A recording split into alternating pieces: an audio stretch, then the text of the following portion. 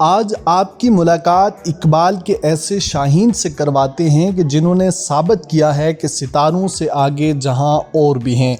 ملکہ پربت کی بلندی 17,356 فٹ یعنی 5,334 میٹر ہے اور اس چوٹی کے ساتھ ہزاروں کہانیاں جڑی ہوئی ہیں۔ کہا جاتا ہے کہ اس چوٹی پر جنات کے ڈیرے ہیں اور یہاں جانے والا واپس زندہ نہیں آ سکتا۔ ملکہ پربت پہ کئی افراد کی جو ہے نا جانے گئی ہیں، وہاں پہ کئی کلائمبرز جو ہیں ان کی ڈیڈ باڈیز نہیں ملی۔ جب وہ بھائی کے ساتھ واقعہ ہوا تو تھوڑا سا ہم بھی ہوئے کہ نہیں یار، ہم بھی جتنا ہو سکتا ہے اپنے آپ کو سیفٹی اپنی رکھیں۔ ظاہر ضیاء وہ پاکستانی ہیں جنہوں نے ملکہ پربت کو سر کیا۔ ظاہر ضیاء اور ان کی ٹیم نے صدیوں سے قائم کہاوت کو توڑ کر پہلی بار ملکہ پربت کو سر کرنے کا اعزاز حاصل کیا۔ ظاہر ضیاء اور ان کی ٹیم کو ملکہ پربت پر جنات کا سامنا بھی کرنا پڑا۔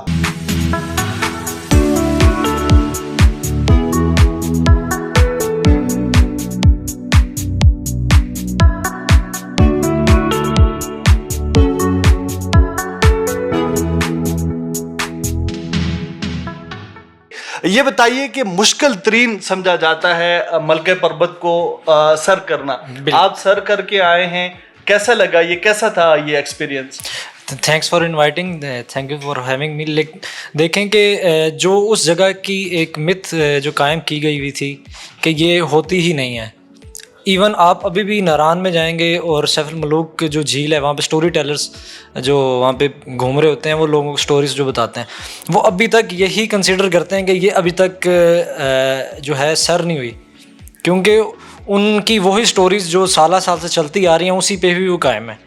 جبکہ کچھ بھی ناممکن نہیں ہے دنیا میں، اس میں صرف اسٹرگل کا جو ایک مٹیریل ہے وہ ایڈ کرنا پڑتا ہے۔ یہ بتائیے کہ آپ کو کیسے خیال آیا، کتنے لوگ تھے جب آپ ملکہ پربت پہ گئے؟ تو ہم اصل میں کو پیما پاکستان ٹیم کے ساتھ گئے تھے اور ہماری 11 ممبرز کی جو ٹیم تھی اور 8 نے جو تھی ملکہ پربت سر کی اور باقی جو تھے ہمارے وہ بیس کیمپ پہ رہ چکے ہوئے تھے۔ کچھ انجریز کی وجہ سے کچھ ایسے ان کے ساتھ واقعات ہوئے، انجریز ان کو آ گئیں، تو ان میں سے ہم نے صرف 8 نے کی۔ یہ بتائیے کہ کتنا مشکل ہوتا ہے وہاں کا موسم؟ ہم نے سنا ہے کہ وہاں کا موسم بہت سخت ہے، ٹمپریچر بہت زیادہ جو ہے وہ کم ہو جاتا ہے۔ کون سے مہینے میں آپ وہاں پہ گئے تھے؟ ہم جولائی کے اینڈ میں گئے تھے اور نائٹ کے ٹائم جو ٹیمپریچر ہوتا ہے کافی ڈراپ ہو جاتا ہے، -25 تک ایزیلی ڈراپ ہو جاتا ہے، اور یہ بیسٹ ایک ویدر سمجھا جاتا ہے جولائی اگست کا کہ ان دنوں میں یہاں پہ اس خطے میں کہ ہم کلائم کر سکتے ہیں ایزیلی۔ تو یہ بتائیے کہ جو 3 لوگ نہیں جا سکے تھے اس کی کیا وجہ بنی تھی کہ وہ کیمپ میں رہ گئے اور 11 میں سے 8 نے آپ نے سر کر لی؟ ایک تو ہمارے پرماننٹ ہمارے اس میں رہ گئے تھے ہماری بیس کیمپ بھی ٹیم میں، جنہوں نے سارا مینیج کرنا تھا، ہمیں وائرلیس پہ ہمیں کنٹرول کرنا تھا، اور باقی جو 2 تھے، ایک کی بالکل سمٹ کے قریب جا کے ان کی سیفٹی گم ہو گئی اور یہ ان کو بھی نہیں پتہ چل سکا کیسے ہوئی، اور جو دوسرے تھے ان کے ساتھ ایک انٹرسٹنگ سا واقعہ ہوا تھا کہ وہ باہر رات کے وقت نکلے تھے، لیکن ان کے مطابق جو لوکلز ہیں کہ یہاں پہ پیرانارمل ایکٹیویٹیز پیرانارمل جو یہاں پہ چیزیں پریزنس ان کی ہے، تو آپ یہاں پہ رات کو نہیں نکلیے گا۔ تو جنات کے بارے میں مشہور کہ یہاں پہ جنات ہیں، وہ دھکا دے دیتے ہیں، پھینک دیتے ہیں، تو ہم اسی مت کو توڑنے کے لیے گئے کہ یہ چیزوں کا وجود بے شک دنیا میں ہے، لیکن اگر ہم اپنے سیفٹی اور میجرز کے ساتھ ہم چلیں تو ہمیں نہیں لگتا کہ ہمیں یہ چیزیں کچھ کہہ سکتی ہیں۔ تو ہم اس طرح سے چل رہے تھے، لیکن وہ ایک جو ہمارے ممبر تھے حسان، ان کے ساتھ کچھ اس طرح کا واقعہ پیش آیا کہ وہ ایک چشمہ تھا پانی کا گزرتا ہوا، ایک کینال ٹائپ سا، تو وہ ڈائریکٹلی گلیشیئر سے آ رہا تھا، تو وہ اتنا ٹھنڈا تھا، اتنا فریزنگ ہوتا ہے۔ ہم نے اس طرف سے ان کو منع کیا تھا جانے سے کہ رات کے وقت آپ نے تو ایک پاکیزگی کی حالت میں ہی باہر نکلنا ہے، تو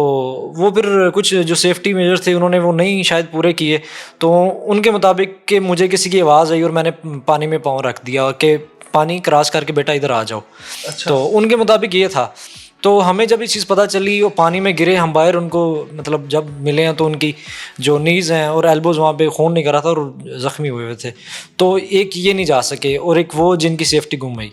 جو آپ کے یہ دوست تھے جن کے ساتھ یہ واقعہ پیش آیا، جب انہوں نے ظاہر آپ کو بتایا ہوگا تو اس کے بعد ایک خوف اور ڈر تو پیدا ہو جاتا ہے، پہلے بھی اگر بندے نے ایسی سٹوریز سن رکھی ہوں تو؟ بالکل یہ چیزیں ہم ایک انسان کہتے ہیں جتنا مرضی بہادر ہو جائے لیکن ایک نہ ایک کونے میں نا اس کے تھوڑا سا کہیں جو فیلئر یا ڈر یا تھوڑا سا اس کو نا ایک بے شک وہ تنگ کرے یا نہ کرے لیکن موجود رہتا ہے اس میں کہ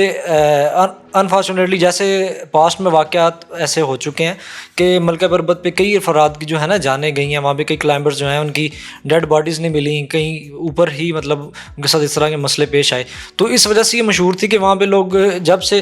کیجویلٹیز ہوئیں تو لوگوں نے ماننا شروع کیا کہ یہ سر نہیں ہوتی.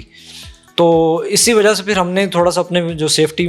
پریکاشنز وغیرہ یہ ہم نے یوز اپنا کرنا شروع کی کہ تاکہ ہمارے ساتھ وہ واقعات پیش نہ آئے جو ان کے ساتھ آ چکے ہیں. دو طرح کے ڈر ہوتا ہے، ایک تو ڈر ہے نا کہ آپ کو کوئی خوف ہے، کسی شخص سے خوف ہے یا ایسی مخلوق سے خوف ہے جو آپ کو جس کو آپ دیکھ سکتے ہیں. ایک ایسا خوف کہ جو جنات کے حوالے سے، پریوں کے حوالے سے، وہ تو زیادہ ڈینجرس نہیں ہے، وہ آپ کے احساسات کو، آپ کے جذبات کو اور آپ کے دل کو، میں نے تو سنا ہے کہ وہ دھڑکن تک بیٹھ جاتی ہے جب اس طرح کا خوف ہوتا ہے. بالکل اس جب وہ بھائی کے ساتھ واقعہ ہوا تو تھوڑا سا ہم بھی ہوئے کہ نہیں یار ہم بھی جتنا ہو سکتا ہے اپنے آپ کو سیفٹی مطلب اپنی رکھیں. تو لیکن یہ تھا کہ جیسی چیزیں وہاں کے بارے میں مشہور تھیں تو میں نے آپ کو پہلے بتایا کہ جتنا مرضی انسان بہادر ہو، کہیں نہ کہیں جب پیرانارمل ایکٹیویٹیز ان چیزوں کی بات آتی ہے تو کوئی نہ کوئی کہیں نہ کہیں انسان سوچنے پہ مجبور ہوتا ہے کہ یہاں واقعی کچھ ایسا ہوتا ہے یا نہیں. لیکن جب ہم جیسے ہی ہم نے سمٹ کی طرف اوپر ریچ شروع کی، ہم نے اٹھ کے مطلب کہ یعنی یہ 8ویں دن 7ویں دن کی شام کے بعد، تو جب ہم بالکل سمٹ کے قریب پہنچے، مینس کہ ہم ٹاپ کے قریب پہنچے تو موسم اچانک خراب ہو گیا اور بہت زیادہ خراب ہو گیا اور راک فالنگ شروع ہو گئی. تو وہاں پہ ہم نے پراپرلی ہم نے وہاں پہ اپنے لیڈر کے مطابق وہاں پہ ہم نے کلمہ طیبہ کا ورد بھی شروع کر دیا کہ کہیں یہ وہی چیزیں نہیں ہیں یا کچھ واقعی ہمارے ساتھ کچھ پیش تو نہیں آنے والا. اس طرح سے کچھ لوگوں نے ہو سکتا ہے مذاق بھی سمجھا ہو، کئی مطلب سٹوری ٹیلرز جو ہیں جب وہ مذاق سمجھ سکتے ہیں تو ہو سکتا ہے ہمارے بعد ہماری بات کو بھی مذاق لیں، لیکن جب تک خود وہاں پہ ہم نہیں پہنچے ہمیں یقین نہیں آ رہا تھا. یہ بتائیے کہ جب آپ ملکہ پربت پہ پہنچ گئے، آپ نے اس کو سر کر لیا، کیا احساسات تھے آپ کے؟ کتنا آپ خوشی محسوس کر رہے تھے، پراؤڈ فیل کر رہے تھے؟ بالکل اصل میں ہماری جو ٹیم کے جو لیڈرز ہوتے ہیں یہ سارا ان پہ ڈیپینڈ کر رہا ہوتا ہے، رو فکسنگ اور جو ہوتی ہے ٹریک فائنڈنگ سارا، کہ ہم کس سیف راستے سے جا سکتے ہیں اور پہنچ بھی سکتے ہیں اور واپس بھی اترنا ایک وہ چیلنجنگ ہوتا ہے. اس چوٹی کا واپس اترنا وہ چیلنجنگ تھا کیونکہ ہمیں جو مطلب ہمارے لیڈرز تھے، کمال حیدر صاحب ہیں اور احمد مجتبیٰ علی ہیں جو کافی ویل نون ماؤنٹینئر ہیں، وہ انہوں نے ہمیں ایسا گائیڈ کی رکھا تھا کہ ہمیں مینس کے ایک فزیکلی اور ایک مینٹلی اور اسلامی طور پہ بھی ہمیں ساتھ ساتھ لے کے چل رہے تھے کہ آپ ساتھ اس کا دامن بھی نہ چھوڑیں، فزیکلی بھی مضبوط رہیں، آپ ایموشنلی بھی مضبوط رہیں، اسلامی طور پہ بھی اپنے آپ کو ہر طرح سے ریڈی رکھیں. تو ہم نے جب اوپر پہنچے، جب ہم نے سر کر لی تو واپسی جب اتر رہے تھے تو واپسی اتر کے تقریباً ہم 100 میٹر سے بھی نیچے نہیں اترے ہیں اوپر سے، تو دوبارہ راک فالنگ شروع ہو گئی. ہمارے ٹیم ایک ممبر تھے سلیم، ان کا ہیلمٹ بھی ڈراپ ہو گیا، پتھر لگنے سے گر گیا. تو ہمیں کچھ زیادہ تھوڑا سا فیل ہوا کہ واقعی کہ لوگوں کی جو یہاں پہ سٹوریز تھی یہ سر ہو جاتی ہے لیکن کوئی واپس نہیں ہوتا، کوئی واپس نہیں آتا. میں نے کہا کہیں وہاں یہ چیزوں تو نہیں شروع ہو گئی ہیں. تو ہم نے باقاعدہ وہاں پہ کلمہ طیبہ کا ورد کیا، درود پاک پڑھے، سب کچھ کیا. ایون ہم نے اسی جگہ پہ ایک جگہ پہ رک کے اسٹے بھی کیا ایک تقریباً 1 سے سوا گھنٹہ کہ جب تک موسم نارمل ہو پھر اتریں گے. ویزیبلٹی 0 ہو چکی ہوئی تھی. جب اترے ہیں تو پھر ہم نے اصل میں اوپر پہنچ کے بھی تو اللہ کا شکر ادا کیا، ہم نے سجدہ ریز ہوئے، نوافل ادا کیے ہماری ٹیم نے اور ہمارے جو لیڈرز تھے. لیکن جب ہم واپس اترے تو اصل ہم نے تب شکر ادا کیا زیادہ کہ ہم بخیر و عافیت اتر چکے ہیں. تو ہمیں تب زیادہ خوشی ہوئی تھی کہ کیونکہ پاکستان آرمی سے جو میں اکیلا تھا صرف، تو اس وجہ سے مجھے زیادہ تھا کہ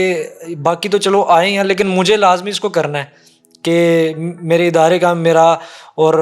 جو ہے پاکستان کا جو ہے نا جھنڈا، اس کو لہرانے میں میں جو ہے اپنا ایز اے فرسٹ پاکستانی اپنا نام جو ہے نا. یہ بتائیے کہ جب آپ نے اس کو سر کر دیا ملکہ پربت کو، کتنی دیر آپ نے وہاں پہ اسٹے کیا اور پہنچنے کے ساتھ سب سے پہلے آپ نے کیا کیا وہاں پہ؟ سب سے پہلے ہم اوپر جب پہنچے ہیں تو ہم نے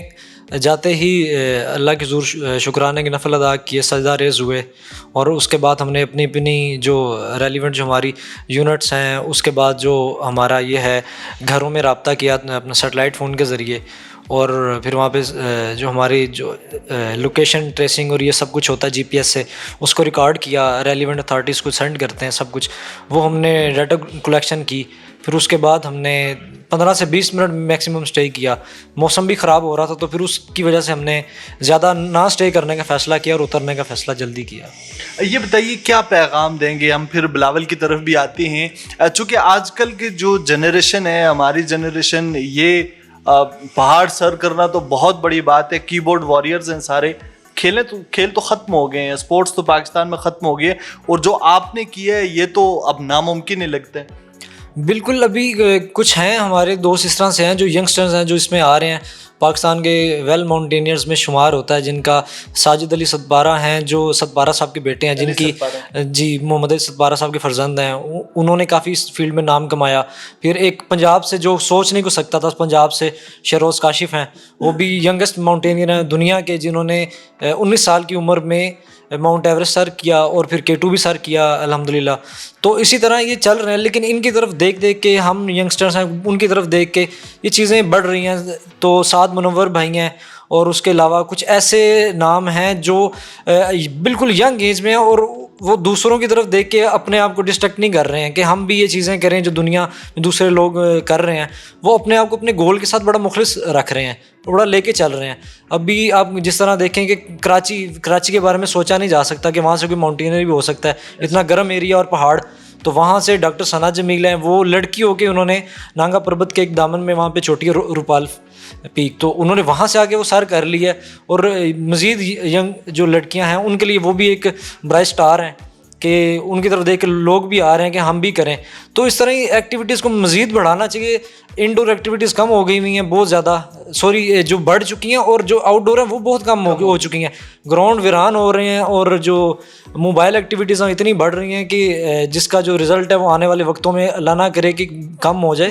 تو سپورٹس کا اسکوپ بس یہی رہ جاتا ہے کہ جب تک ہماری گورنمنٹ اور ہمارے ادارے سپورٹ نہ کریں تب تک انسان کا جو ہے نا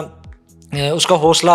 اس کو مرال وہ ڈاؤن ہو جاتا ہے آہستہ آہستہ، کہ جب تک کسی کے سر پہ کوئی شاباش دینے والا نہ ہو، وہ جتنا مرضی بڑا مار کا مطلب سر انجام دے دے، تو وہ کسی نہ کسی پوائنٹ پہ آ کے وہ